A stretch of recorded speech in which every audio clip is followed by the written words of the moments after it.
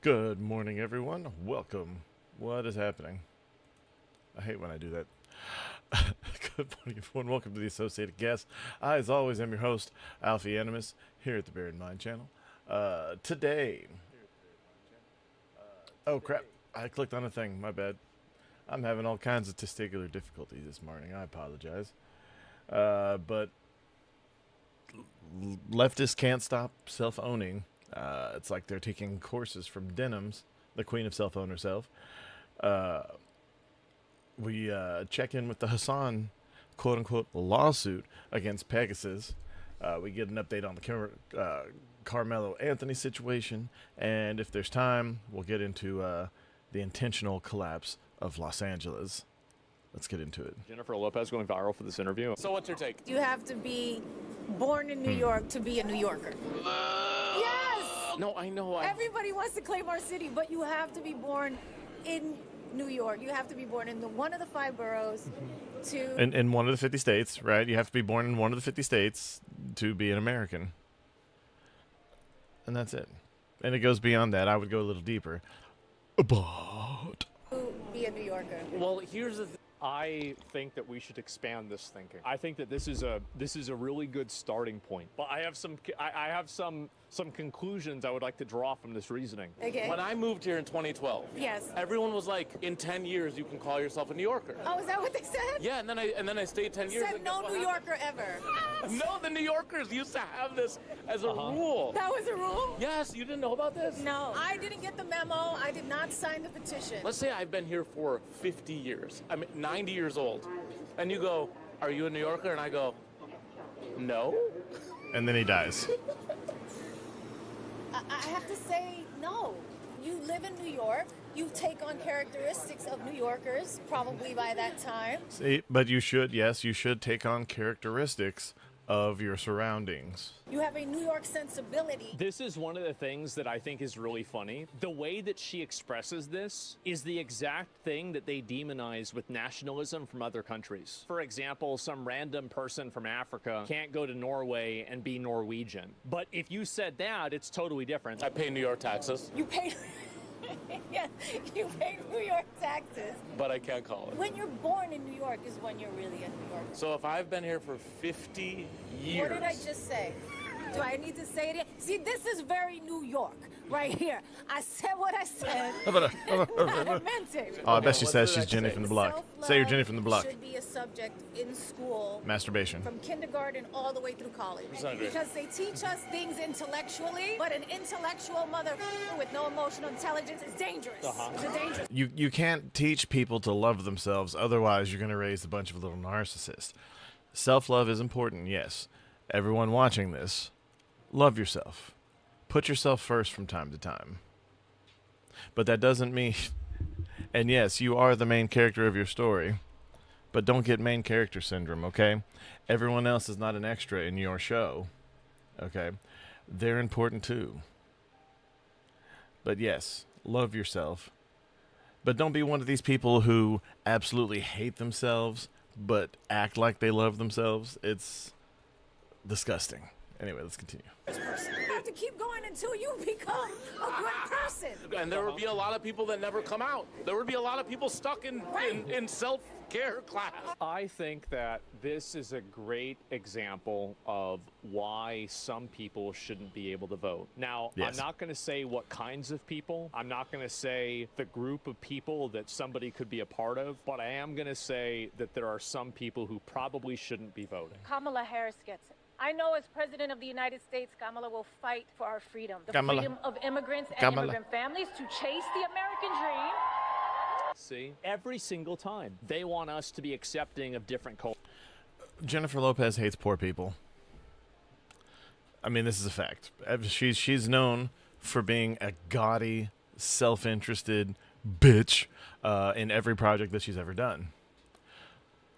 These are facts. She's hard to work with because she thinks so highly of herself. And she was present for many of the Diddy things, so let's not pretend.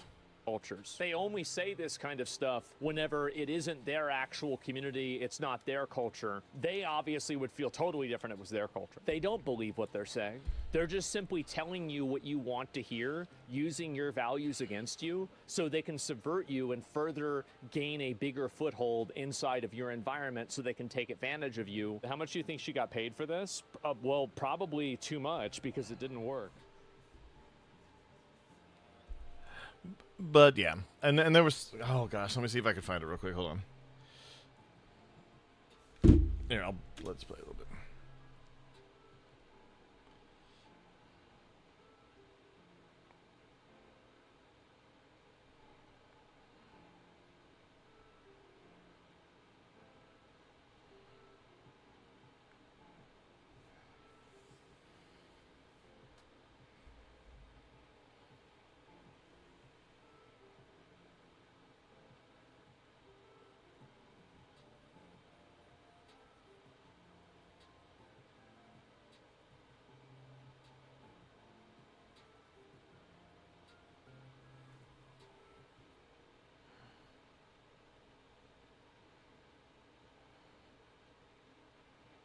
Fuck, I can't find it.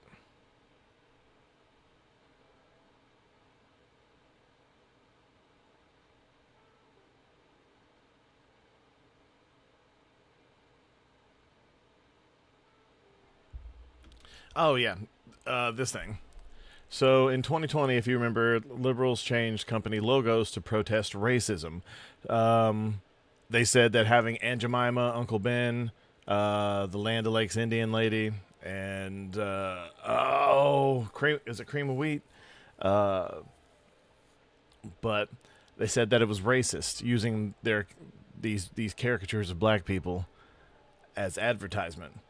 But what they really did was remove these people who are actual people. I know at least Aunt Jemima is, who are actual people whose families were getting paid royalties for their use of their likeness. And this was all a big push so that the public would be okay with taking black people off of, like can we not see that this is racist? Because Wendy's and the Quaker Oats guy and KFC and all these other places with white faces on their advertisements are completely fine, right? But you can't use a still image of a black person because that would be racist. But to me, it seems more racist to take them off of all the things. This is what I'm saying, man. The left has gone so retarded that they are now doing all the racisms in the name of stopping the racisms. Aware of this guy. He has given him sort of the Voldemort treatment over the years where he refers to his content or brings him up on stream but doesn't name him. But recently, as we saw, Hasan brought up his channel, did a deep dive on More Pegasus, and said a bunch of things to recap and to summarize very quickly. He said that More Pegasus was violating the laws of Singapore where he is located, and that he might sue More Pegasus and was looking for a lawyer to, I guess, launch an international lawsuit against him. He has done this before. He has threatened to sue people before. He's never followed through, so whether or not that is an empty threat, we'll have to wait and see. But I know one person who is very ready for the challenge, and that is More Pegasus. Of course, just as I predicted before it even happened, the second Hasan brought this guy up and was trying to not only threaten him with a lawsuit, but try to get the authorities after him, and also brought up execution laws in his country.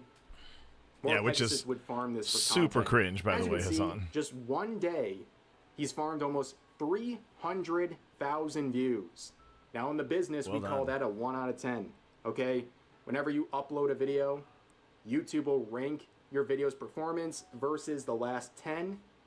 Let's say after the first day, it'll say this is the best performing video of your last 10 by comparison. I'm sure this one was a 1 out of 10 for More Pegasus and a big jolt in subscribers because basically Hasan handed this over on a silver platter. He couldn't resist feeding more content to the legendary series.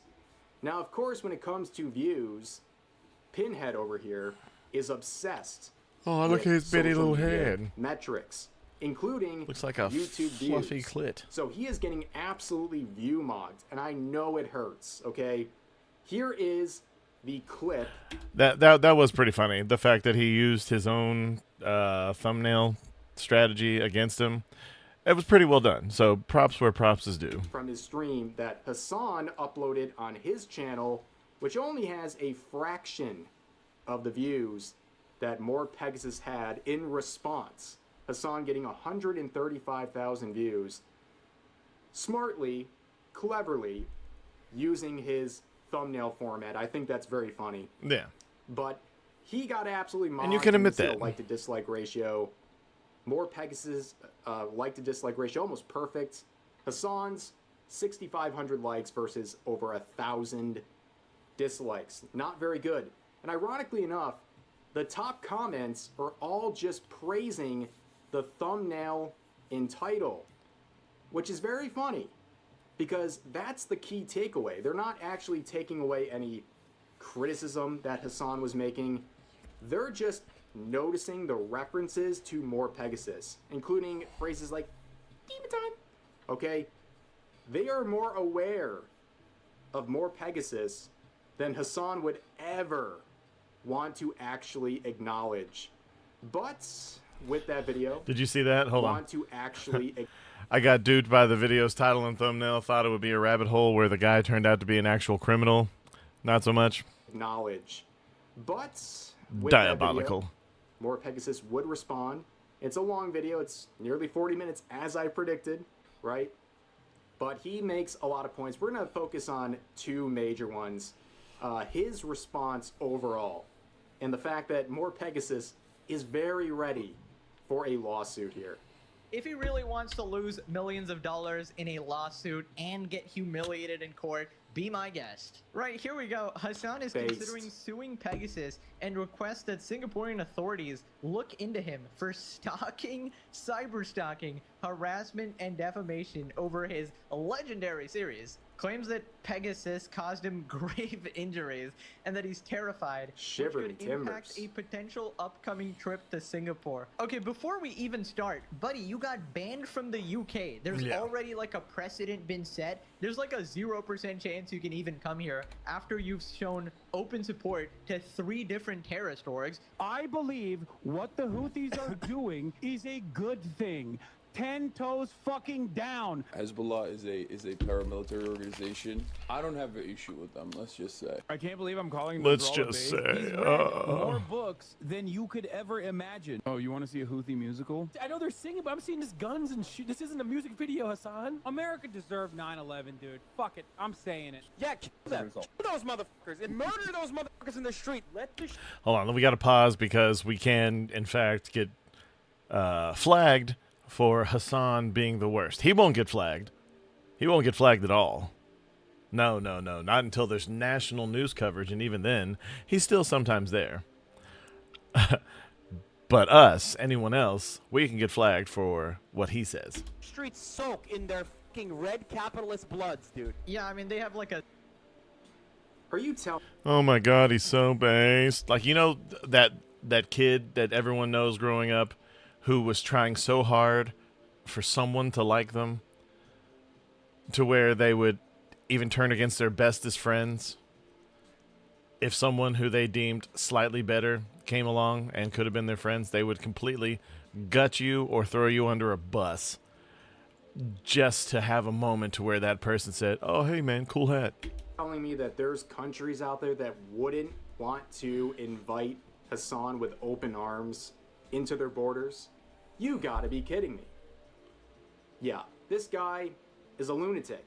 Anybody who is self-aware would not want to invite a violent, dog-zapping terrorist sympathizer into their country, especially when it comes to Hasan. He was never going to Singapore.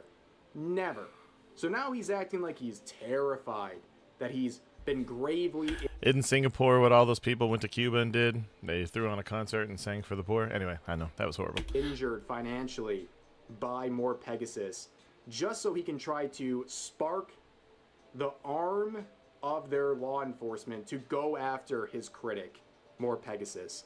Yeah, the anti-fascist guy, once again, trying to use the authorities to shut down critics. And again, as I stated, he brought up execution laws and the necessity criticism. Yeah, it was pretty cringe. You know, you can try, I guess. Right, so he clipped his stream here into a video. More Pegasus just ruined his life, and it's like me in prison time, which is actually funny. This is like the one funny thing this video, other than, you know, threatening to sue me. See, and respect for that. I very much respect someone who can laugh at themselves, and this is a perfect example of that. More Pegasus seeing. I mean, come on, dude. Like, it looks exactly like his. Do I have any over here? I doth not. But yeah, I mean, a lot of y'all, I'm sure you've seen More Pegasus. Hold on.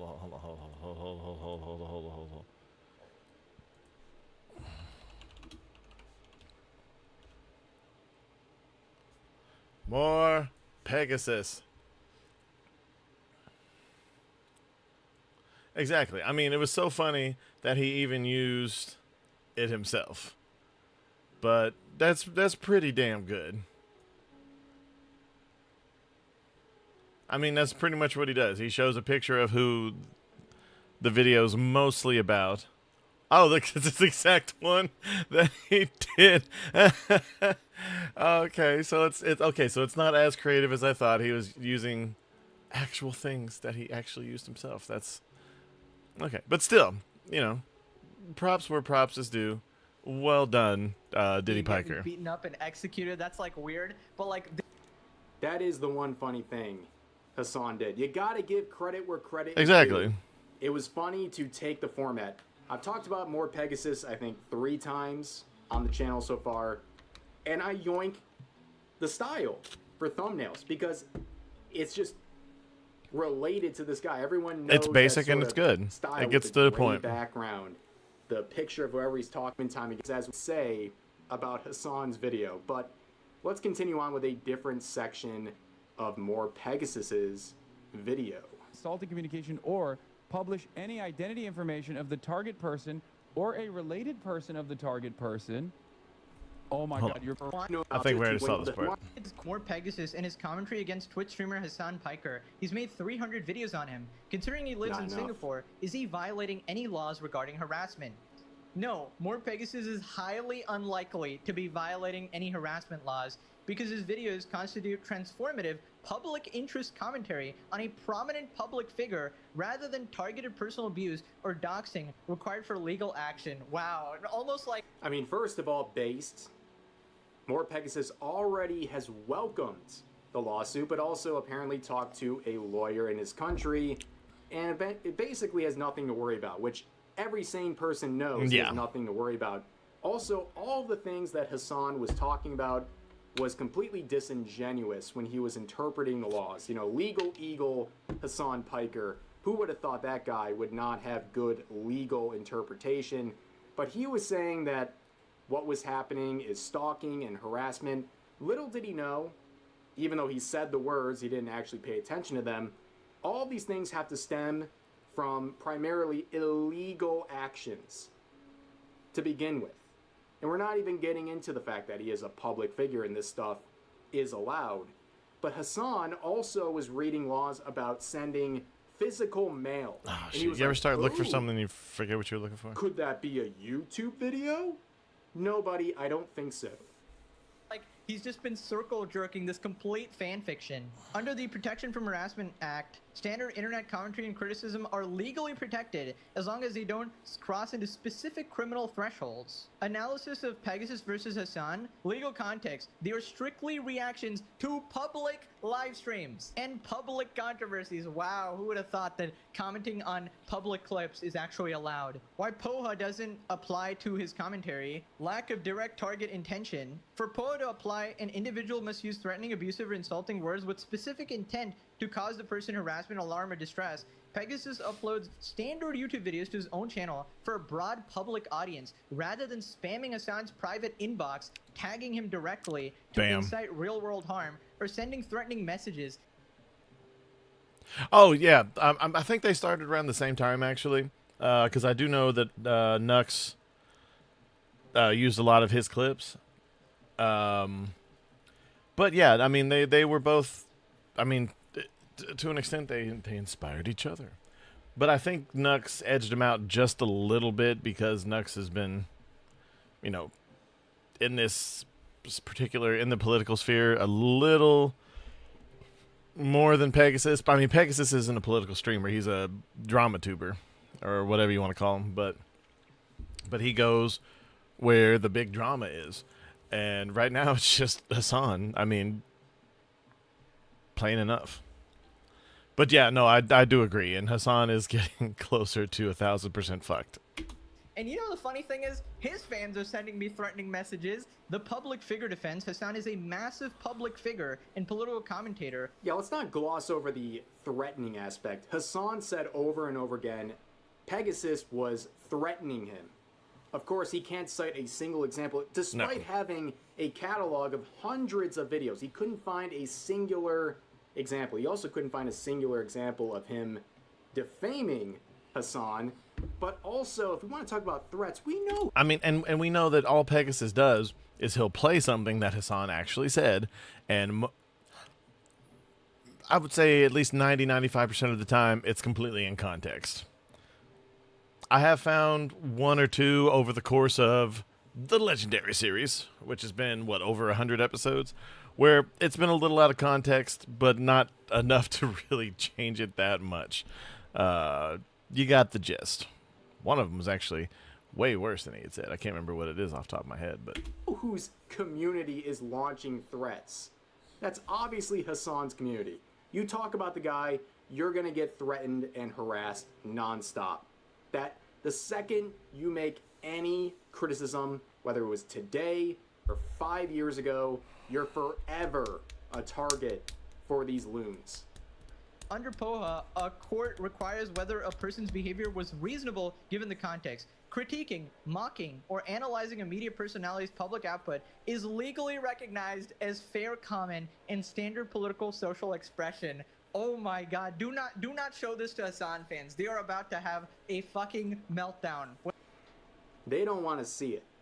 Okay, you can bring up a smoking gun. How many times have we seen Hasan say one thing? Someone shows a clip or a tweet from Hasan that proves he's a hypocrite or he's wrong, and they just don't care. They literally do not care. Literally all the time. Of course, we're talking about communities too. Hasan contradicts himself all the time. I think this is fascinating. Okay, this is what happens when you criticize Hasan. All he can do is threaten and play victim. In fact, in his follow-up, he then says that, yeah, more Pegasus should be worried about Singaporean authorities. That's right. Blasting off. Javier Bardem reposted me? Shut up. Pegasus cooked the Singaporean government coming after him. I'm going to be honest with you. Yeah, we're going to do Politico. Hold on. Politico I did an interview with. Do you see a little chat box here? When he sees the harassment from more Pegasus in his community, right, who said he owned you. I know, very deep harassment, very terrifying such harassment for Hasan. Him or his mods start spamming links to basically clear the chat. I mean, how fragile is this guy? He's pretty damn fragile. This situation is frankly super fragile ego. 35-year-old crybaby, okay? He's wearing a suit like Shlomo Fuentes. Critic, someone who does look at points out his solos control. Alright, nothing else really there, but yes. Even contemplate more Pegasus is not worried, like at all. Hasan Piker is. He's been given a little bit of a boost since Denham's, I think, tentatively won her case, we'll say. But speaking of cases, So our other big story, court was in session today in the murder trial of Karmelo Anthony. He guilty. Accused of killing 17-year-old Austin Metcalf at a Frisco track meet last year. Prosecutors rested their case this afternoon, so the defense began calling witnesses. Cameras are not allowed in the courtroom, but Fox 4's Alex Boyer was there today and picks up the story from there.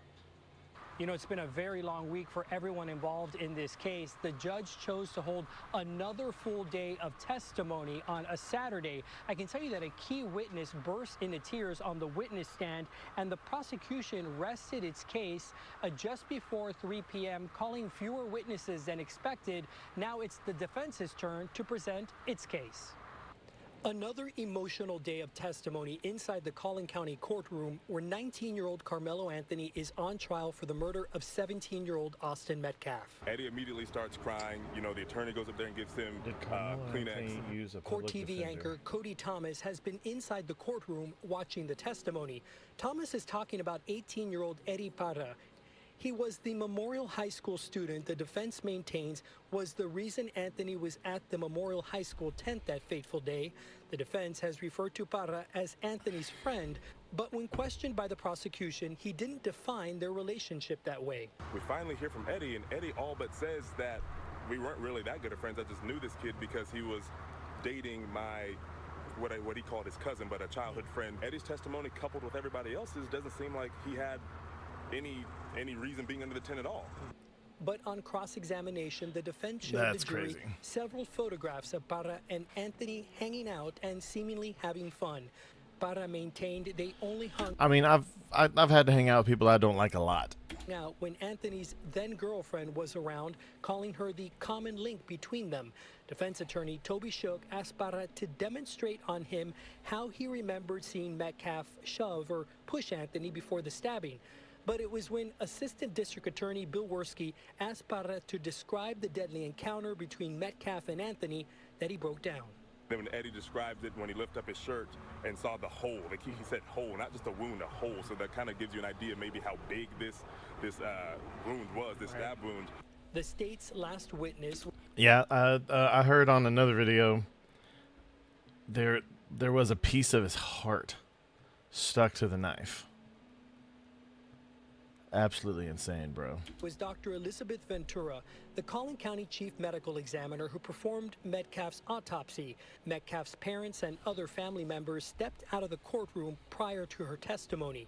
Ventura showed the jury 4 photographs of the stab wound. She said the stab wound was 2 inches in length and noted it was, quote, gaping. Ventura added that the knife blade wound went through Metcalf's heart wall.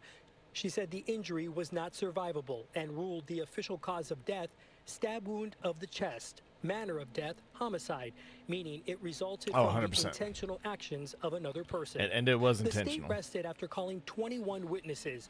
Anthony's legal team maintains that the then 17-year-old acted in self-defense when he fatally stabbed Metcalf with a 3.5-inch folding knife. They have repeatedly pointed out that Metcalf was much taller and bulkier than Anthony. The jury now hearing their side of things.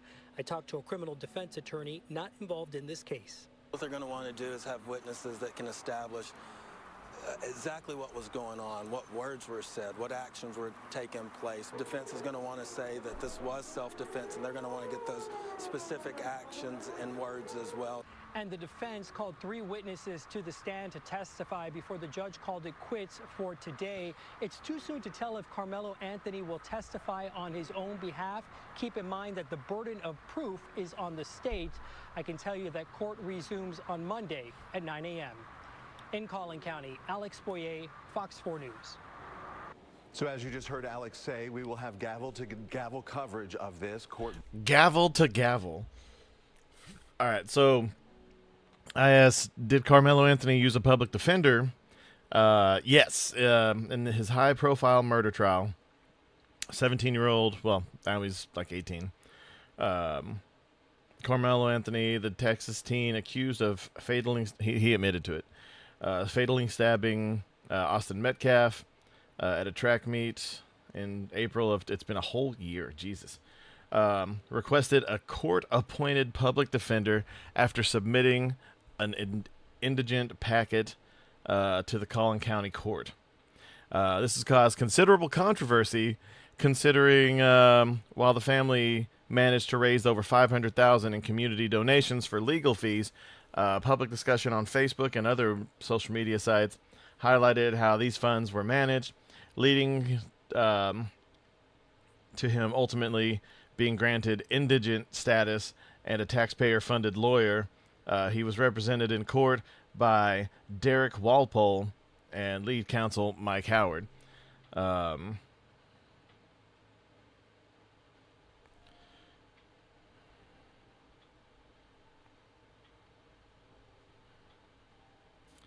Let's see if we got anything else here.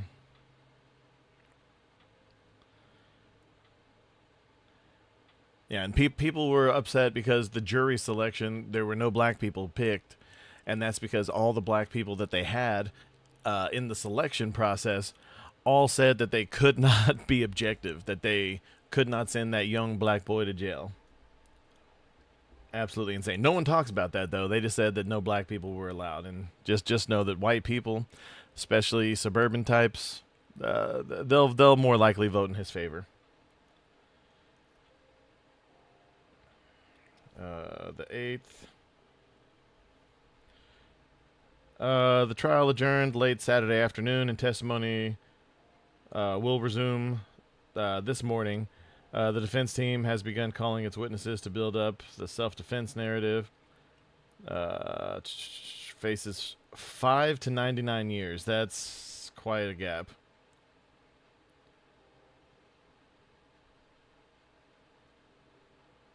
That's absolutely insane. But anyway. And then, of course, you see some of the psychos defending him online. Is completely falling apart in a murder trial. The witness then he ripped defend. That Karmelo was not, in fact, fighting for his life when he stabbed and killed Austin Metcalf. Do you think that the black community will accept that? If evidence shows that he did not, no, we're going to stand by ours regardless. They stand by theirs. We're going to stand by ours regardless. I got to think like, okay, what did you do to him or whatever to cause this to happen, the reaction? Because then again, if my kid was Karmelo and I feel like his back was up against the wall, well, I'm going to tell you straight up, better mine than yours. Better mine than yours. A black boy allegedly murdered, and I say allegedly, allegedly murdered somebody. You see what I'm saying? So yeah, this is about race. Because if the shoe was on the other foot, they wouldn't give a damn. Who wouldn't give a damn? Let me say this. Let's say the community. By the way, this sentiment is disturbingly common. This is hood straight. This dude goes and kills somebody, and now the family's going to get paid for it? Yeah. Keep your head up, keep your faith. Free Karmelo. This baby was bullied and defending himself. They want to paint Karmelo as a gangster. He stabbed somebody in the chest with a knife. He's not a gangster, okay? He's a suburban dude trying to moonlight as a gangster, and we all know they're way worse. Because they're not doing any of these things because they have to. They're doing it because they think it's cool. So, you know, suburban people who break the law, far more frightening than people who do things out of desperation.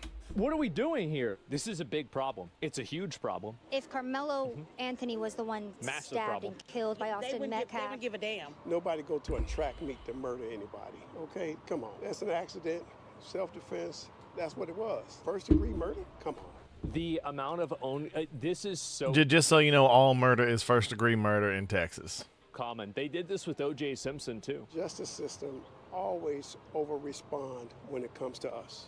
It was... That's not... I mean, that was true up until about 10 years ago. Now it doesn't respond at all. Self-defense. He was wrestling with two guys. I don't know what the parameters. I don't know what happened, but I feel like, I mean, he was twins, so surely the other one was there.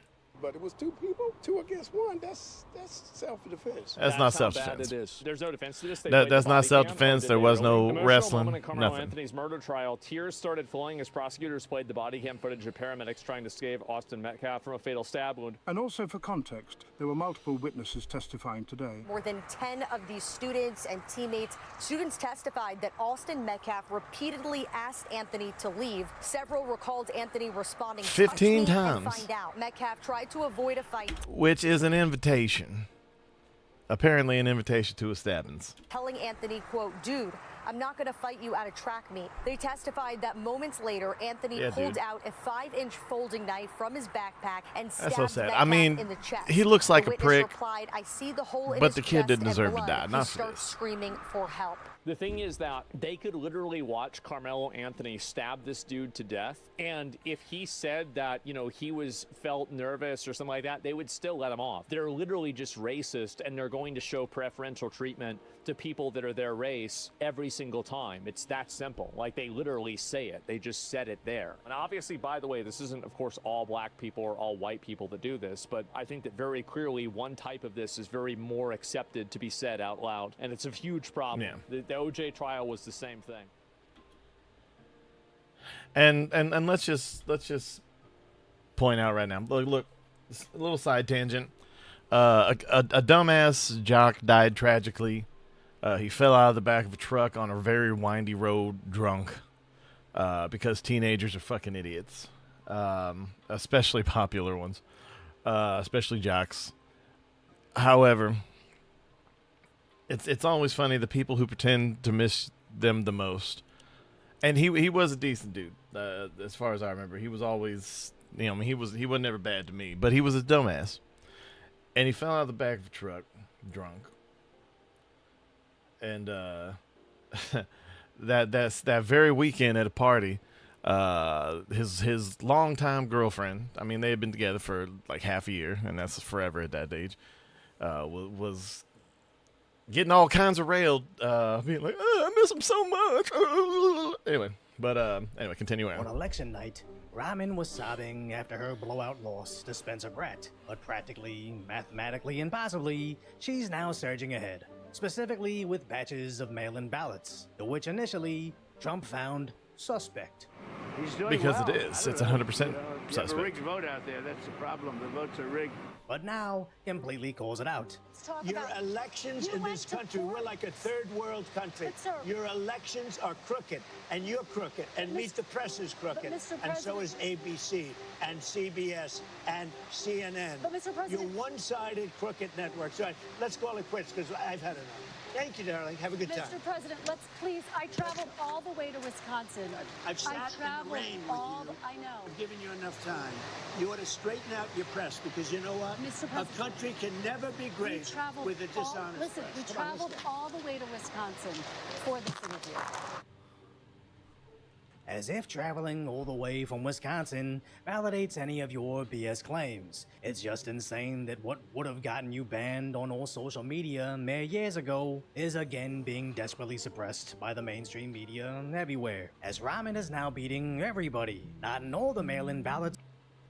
Yeah, and see, that's kind of crazy. And this is why there should be voting day. It should be a holiday. We should have that day off. Every year,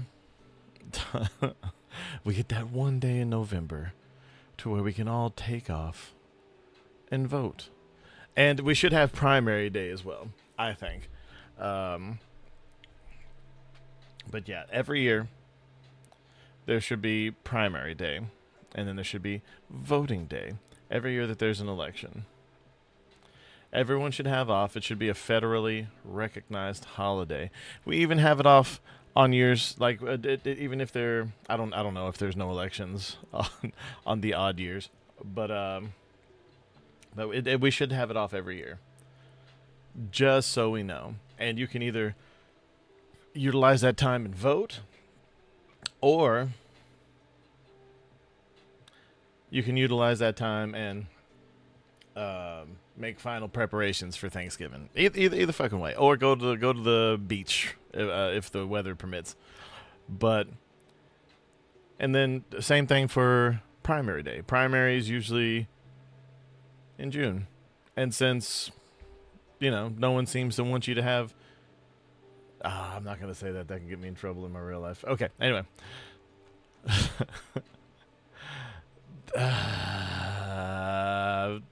Ask me if I ever get monetized to the point where I can do this for a living, what I meant by this particular thing. But only those counted several days after election night at exactly the percentage she needs to overtake Pratt. So let's not outright validate Trump's claims, but at least entertain what he's saying. as a U.S. attorney So she is overtook looking him. into the election, discovering that in California, you can register to vote with a gym membership. That means you can go to any cheap gym, fill out Did all Rahman your information overtake on basically Pratt the honor in the system, election? and apparently a single dollar gives you all the verification you need to vote in California. And I understand. The insecurity of verifying the validity of who's registering to vote doesn't equal fraud. It just creates an environment where it could easily take place. So at least we should be able to investigate any potential shortcomings in this vulnerability. But just a week before the election, Governor Gavin Newsom signed emergency legislation that basically bans the feds from investigating California's elections. As Newsom openly admits, he's expecting Trump to look into this. It's almost like when he said he wouldn't allow the Democrats to... And isn't that crazy that people will make illegal laws saying that the federal government can't look at, oh, you can't look at corruption. Oh, let's pass the Nick Shirley Act so no one can investigate corruption in our state. Oh, let's pass this law so the federal government can't look into our elections to see that we're clearly cheating. To lose the election, he meant it. There is a break the glass scenario, and there's many people that have a deep understanding of what it would look like if Democrats were locked out, and we're going to do everything to make sure that doesn't happen. As at the very least, he seemingly cheated Sheriff Chad Bianco out of votes, where if you supported the sheriff but believed Newsom's plan to limit how many Republicans could be on the final ballot, you probably would consolidate your support for Hilton, since Newsom essentially said Bianco votes would be invalidated. But the worst case here is they knew something weird would happen in California, so they rushed through emergency legislation to push out the Trump administration from noticing, as California was counting votes at a snail's pace, with a seemingly empty voting facility. But then the U.S. Assistant Attorney came in to observe exactly what was happening, and suddenly, this place was bustling with activity. Oh, fuck me. Look at that. What happened? Where worst case, reportedly 95% of these election workers had attended at least 3 No Kings rallies. That's where they heavily verify questionable. signatures, but in case Look someone at that can't shit. sign, they write anything as a signature, including a happy face, where a witness can sign for them. But reportedly, the witness's signature doesn't need a verification. But what's even worser is these are being verified by seemingly blind people. Finalize election results because the state allows You for can't voters make to this mail shit ballots up. until the day of the election. Those ballots then have to be inspected, signatures checked, and verified. Now I By understand some blind of these people can bitches. just be extremely nearsighted, and it is amazing when they can find Not with those eyes facing, to not with those election eyes security. facing different directions. That's not extremely nearsighted, okay? That's her looking far off into multiple directions. Sadly, I think inclusion isn't necessarily a priority, unless in California, slow or inaccurate verification is the point, as the Democrat president had admitted this years ago. This struggle is no longer just over who gets to vote or making it easier for eligible people to vote. It's about who gets to count the votes, or they should count it all.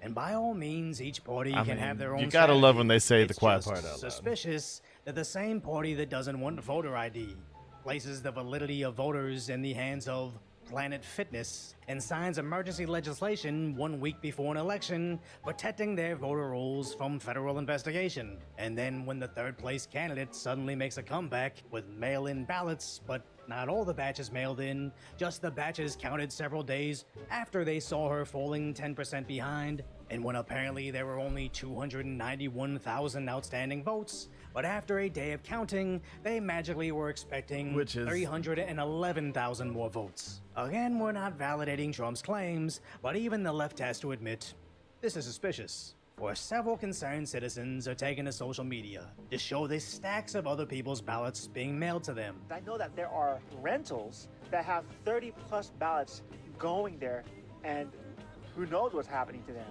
because you can't prove or disprove election fraud. She doesn't live here. She doesn't live here. She doesn't live here.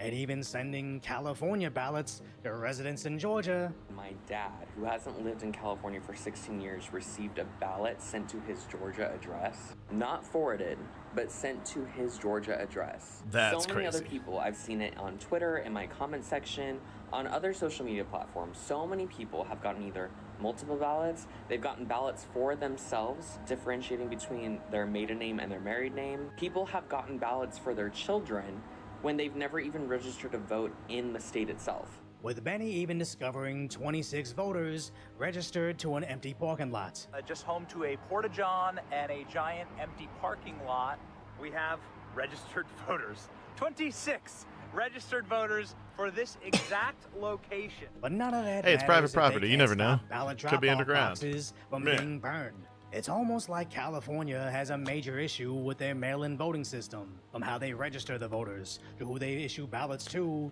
if they can even pick up the ballots, to the 37 days they need to count the ballots. Not even third world countries need more than 24 hours to count 40 times the amount of ballots. Or again, the system needs 8 to be times. fixed. That count 40 times the I'm amount not of a ballots. math Asian. Or again, That's funny. The system needs to be fixed. That is if this isn't a flaw, but a feature of Californian elections. But at least our Supreme Court is looking into enforcing an election day, not election month. Yes, or election opinion from them season. about how long you can actually accept ballots in mail-in ballots after election day. Right. So might impact this. As no matter how they frame it, max democracy, protection from intimidation, or pipe leaks, you're not wrong for questioning what's happening with these elections. You can't confirm any fraud, but why not verify it so the citizens are still confident in our elections? But new scams, new emergency legislation doesn't want any of that,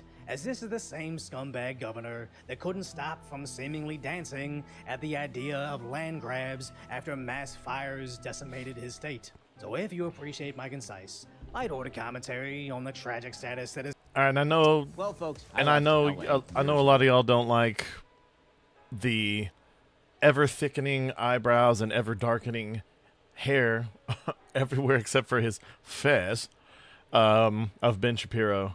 But when he does stuff like this, it is very accurate and pretty based. So we'll do his little breakdown of LA's fall. It's probably on purpose. Because of course it has fallen apart. I was born in LA, I grew up in LA, I got married in LA. I had He's been the several same size the whole children time. in LA, and then we moved from LA because it had completely collapsed. And I took with me my company and my family and my parents and my in-laws and everybody. Why? Well, because LA has fallen apart. LA has over 72,000 people living on the streets. The city has spent billions of dollars on failed homelessness programs that a court-ordered audit found it couldn't even track. $2.3 billion gone. The city's response was to blame the paperwork. Don't blame the state, blame anybody but themselves. Last week, voters in the second largest city in America went to the polls. The incumbent mayor was in Ghana. Yes, Ghana. When the worst wildfire in LA. She was Ghana. To Ghana. No, I like him too. I know a lot of people don't like him on the right now, mostly because apparently it's cool to hate on the Jews, and he is a little too beholden. I take Nux's position when it comes to Israel. However, Israel is trying to get us to stop funding them. They're trying to work on our alliance so that we still share military technology. Most of it we get from Israel, not give to Israel, just so everyone's very clear on that. And Netanyahu's even said that he wants to set up a timeline on weaning off the American dollars coming in, at least. I've never understood Jew hatred or Israel hatred in general. I understand not liking Netanyahu. Sure, fine. He's one man.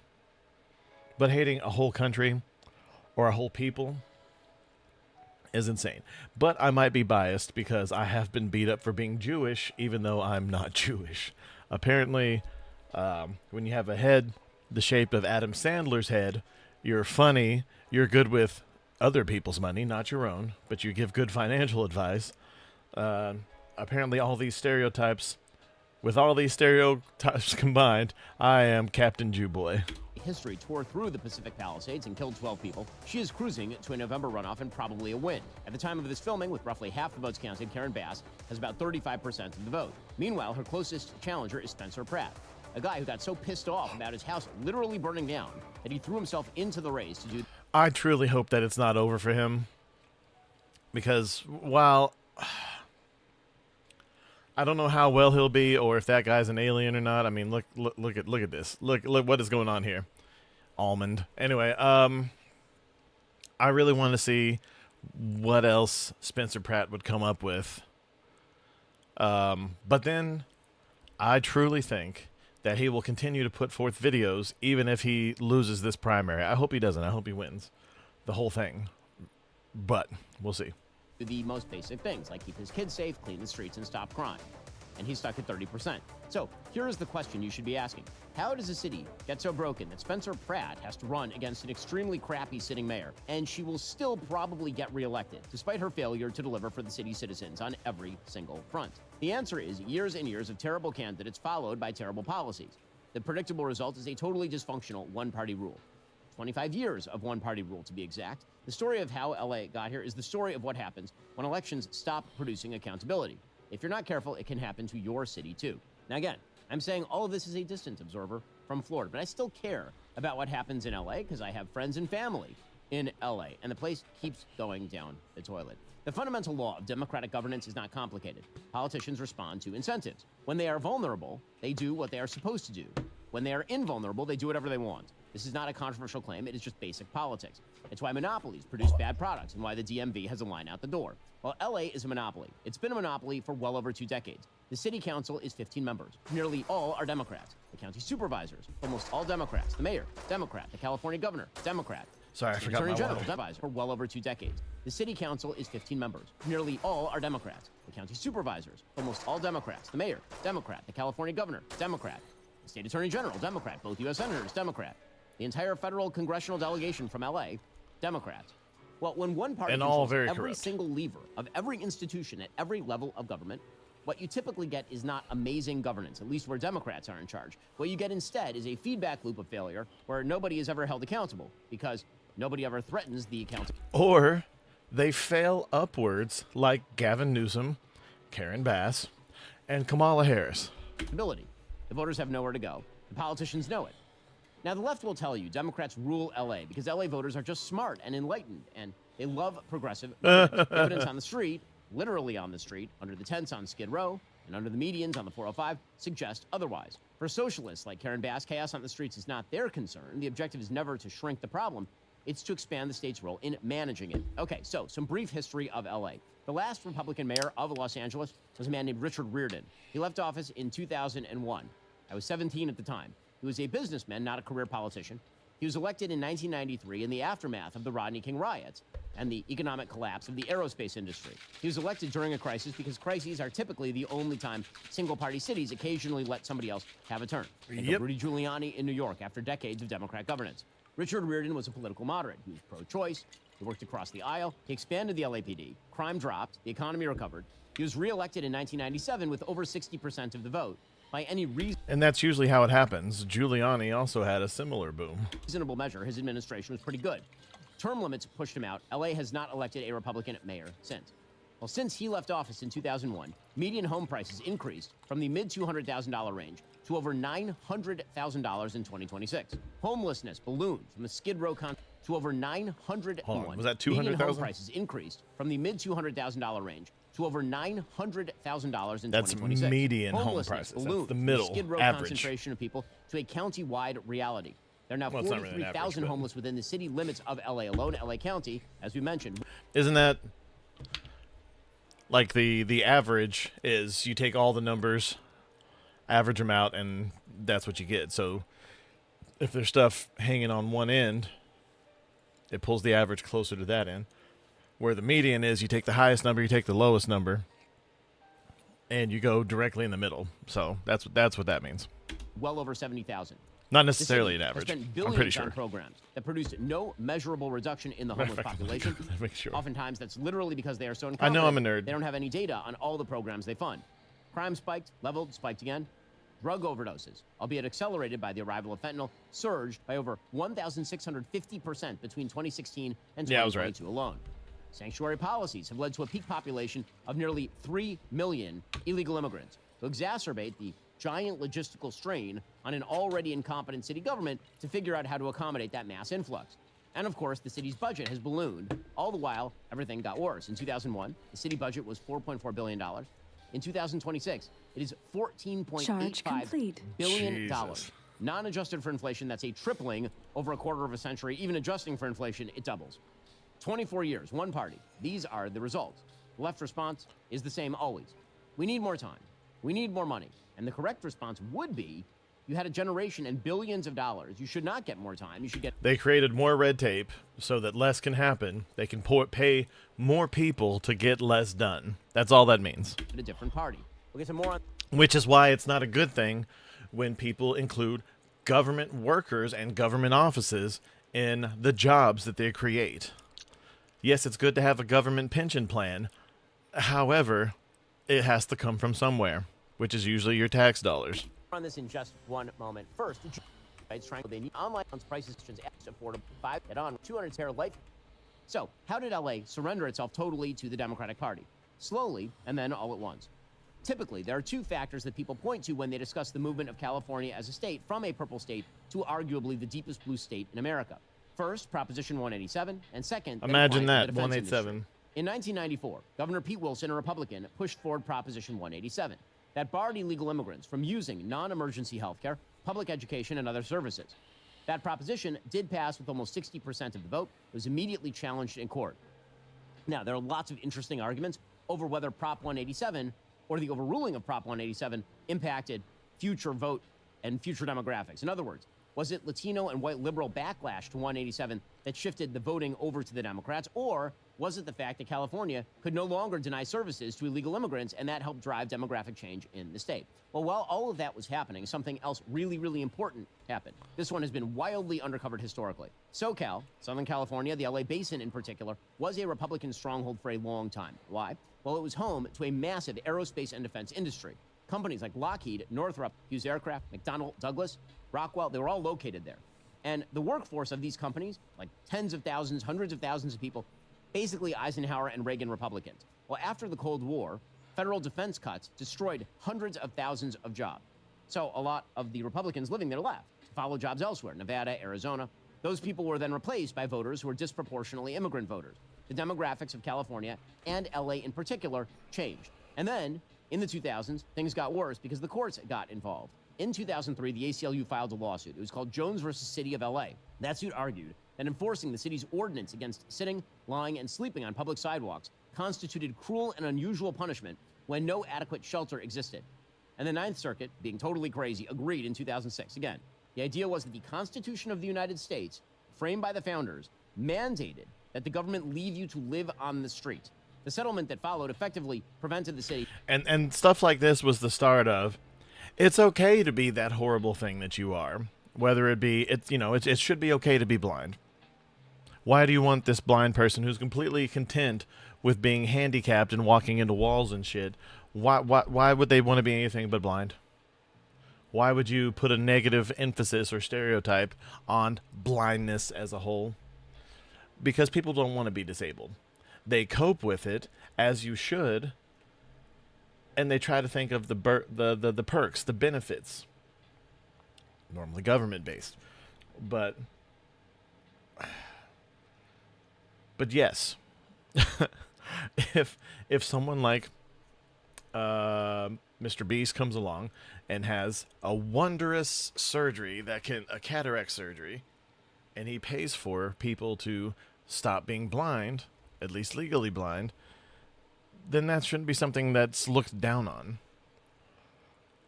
Because if you're blind, you can't look at things. Anyway, sorry. From ever being able to clear encampments.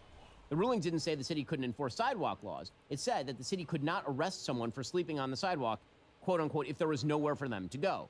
Now again, maybe this started with good intentions. It's always about empathy, right? But the logical response to the ruling would have been to build a lot more shelters and force people to go to them or go to jail. That's not what happened. What happened is that LA, under a succession of Democratic mayors and city councils, chose to treat the ruling as a permanent excuse for never enforcing the law again. For 20 years, they created a gigantic bureaucracy called the LA Homeless Services Authority, LAHSA. They handed the LAHSA hundreds of millions of dollars annually. And then when a court-ordered audit was finally conducted in 2025, they discovered that that organization had failed to verify whether the services it was paying for were even provided. The auditors said the documentation was so poor that tracking the spending was nearly impossible.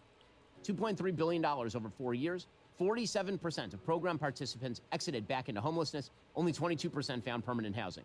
A city councilwoman called the LAHSA a modern-day Titanic. That same woman, by the way, was on the same city council that funded it for decades. Nobody resigned, nobody was fired. The city asked for more money. Meanwhile, on the state level, the California legislature is now supermajority Democratic. That means Democrats can pass literally any bill, override any veto, place any measure on the ballot without a single opposition vote. And they keep doing this over and over. In 2014, they passed something called Prop 47. That reduced dozens of drug felonies and all property crimes under $960 to misdemeanors, so more criminals on the street. Shoplifting became fundamentally legal in practice across much of the state because the police stopped making arrests, because it wouldn't result in prosecution anyway. And then people stopped reporting the crime because the police weren't going to come. The state's own data showed property crime reports dropping, not because property crime actually dropped, but because people stopped reporting it. And then, like, that's generally how it is. I don't watch, but I heard he is Israel first.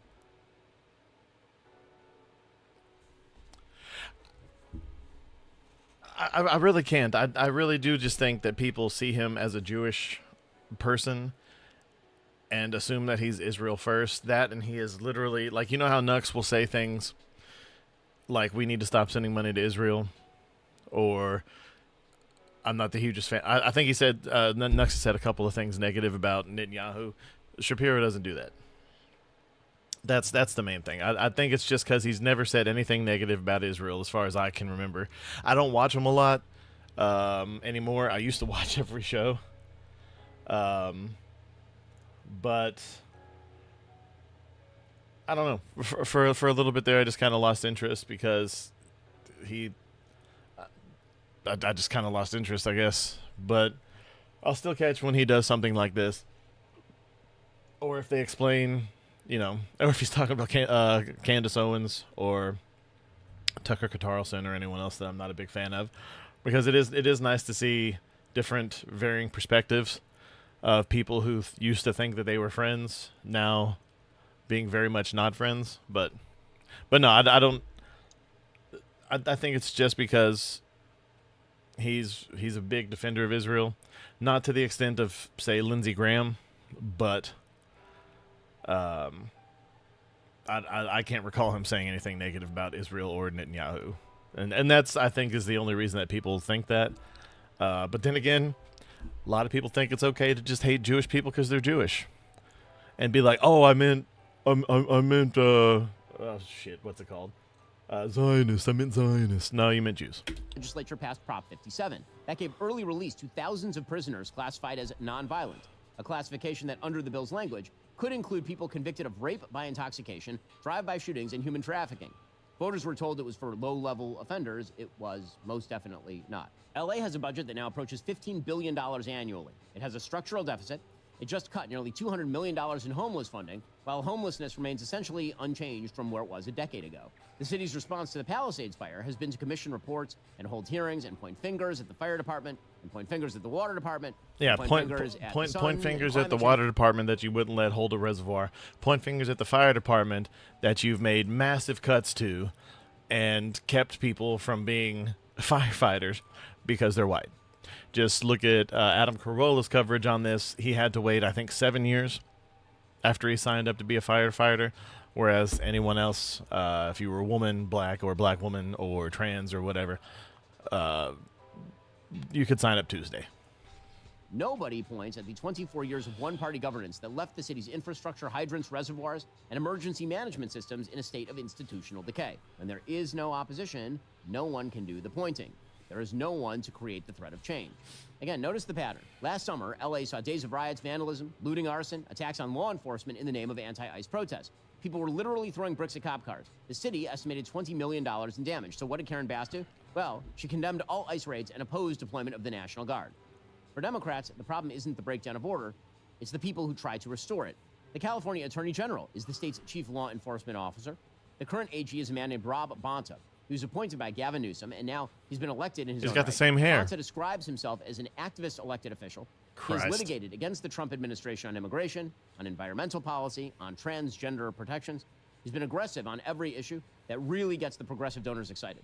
How about that question of the $2.3 billion in potentially mismanaged homelessness funds? Well, on the question of the contractor, Alexander Sufer, who allegedly used $23 million in homeless services money through a nonprofit called Abundant Blessings for his own personal enrichment, on the question of an entire homelessness bureaucracy that a federal judge's auditors found to be essentially unauditable, the AG's office has basically done nothing. I love how they This changed is the what angle one just so party we don't rule get bored. produces at the state level. The AG is not a watchdog. The AG is a member of the Democratic Party he is supposed to be watching. The incentive to investigate fellow Democrats or prosecute political allies, well, it doesn't exist. So the waste compounds, the fraud compounds, the homeless population compounds. As stated, this past week, LA held that mayoral primary. In one of the most reliably Democratic cities, in the most reliable Democratic state in the country, a large percentage of primary voters voted for a Republican because, you know, they're done. But the odds in that mayoral election still, nevertheless, lean in Karen Bass's favor. The structural advantages of decades of demographic change, one-party registration, one-party media, one-party institutional support, those don't often flip in a single cycle, if they ever flip at all. The question is whether 72,000 people on the street, $2.3 billion unaccounted for, a mayor who wasn't even present during the worst fire in city history, and a new Republican candidate. Yeah, she was in another country for some reason. Oh my God! Yeah, no, I did go see the Backrooms. It was really good. I'm not gonna lie, considering all the hype, I had higher expectations, but considering it was a $10 million movie, it was really, really, really good. I do still need to go watch Obsession, though. And I hear Masters of the Universe is surprisingly good. It's dumb, but I hear it's really good. Polling decently in the primary qualifies as a genuine catastrophe. In LA, apparently, it's just another Saturday. In LA, the unaccountability is the point. Again, when elections stop being competitive, cities stop working. The cure for bad policy is not more money, it is more competition. LA has had no competition for 24 years, and it shows. I want to hear from you in the comments. Answer me. At what point does a city have to admit the experiment has failed? I'd say now would be good as far as California go, but then again, I would have said 10 years ago would have been good too.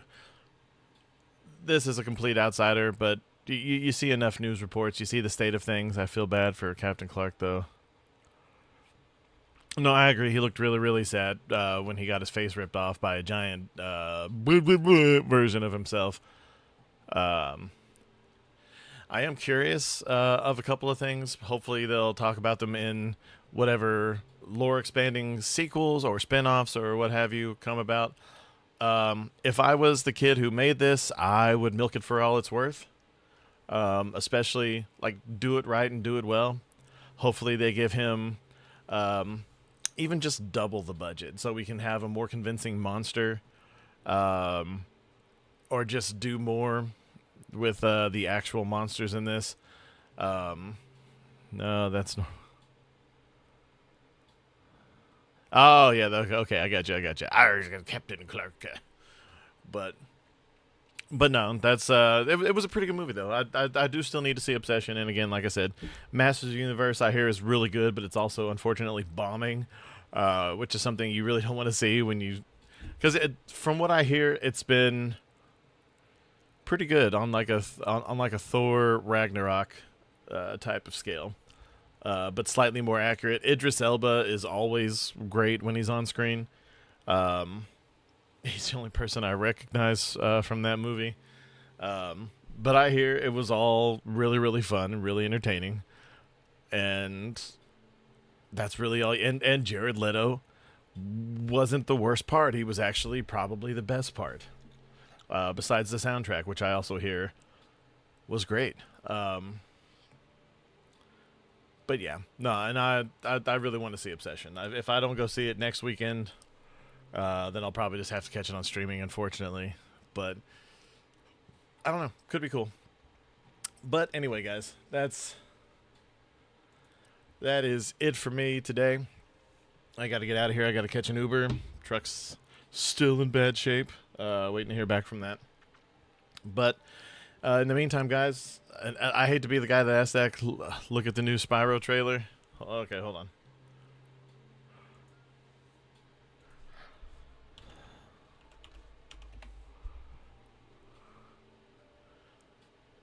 Oh my god, I thought those were lashes, but they're just for eyebrow bumps.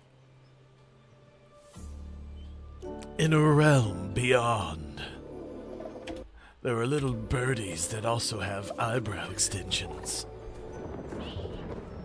Watch them rub against each other. Oh, that's not the point of this? Alright, hold on. Just pause for the cause.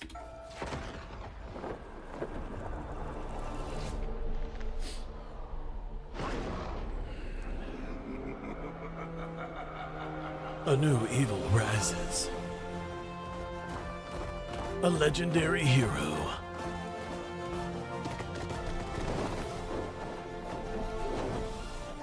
Soars. Alright, pausing again. I apologize. And here we go.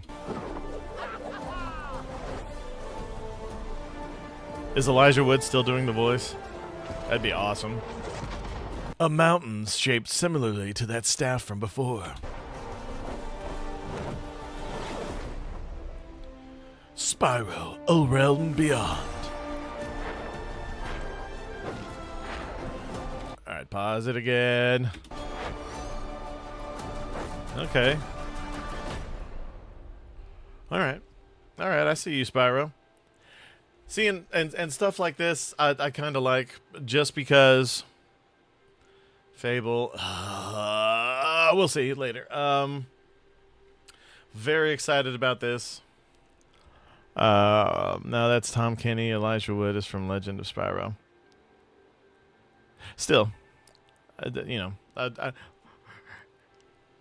I always thought it was Elijah Wood just because I'm dumb.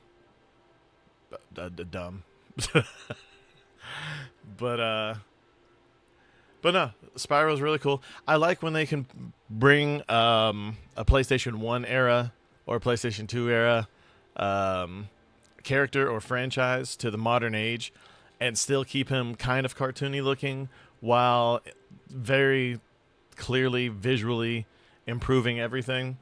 Sonic was one that they've struggled with that in the past. Spyro, I was worried if they ever do anything more with Crash Bandicoot. I was worried about that in the past. I think, what was it, Crash 4 was a nice surprise.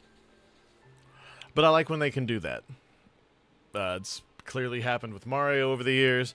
Legend of Zelda, they keep finding new ways to make everything look, and it always works, except for arguably Skyward Sword wasn't as interesting looking to me, at least. But yeah, guys, that's going to be it for today for me. I got to get going. I very much appreciate you all. Thank you so much. Shapeshifter, it was great to see you swooping in at the last minute. Yanuka, always a pleasure. Love that you guys keep the keep the engagement active.